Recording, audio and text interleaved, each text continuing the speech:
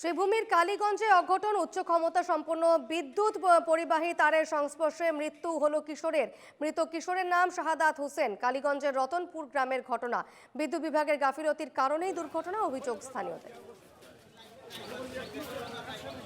লাইনটা ফরিয়া মারা গেছে, আমরা যদি কয়েকজন মানুষ বারোইয়া বাধা দিতাম না, রুকআউট করতাম না, স্কুলে কয়েকটা ছাত্র মুহূর্ত সময়ের ভিতরে মারা যায়। 7:30 স্কুলটা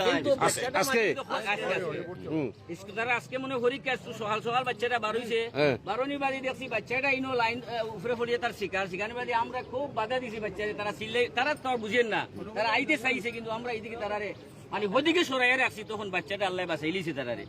কিন্তু যদি বাচ্চাটাই নচলিছি কেন, তারা বেমারলম এই লাইনের উপরে আইলো না, সবটি বাচ্চা আজকে মারা গেল না।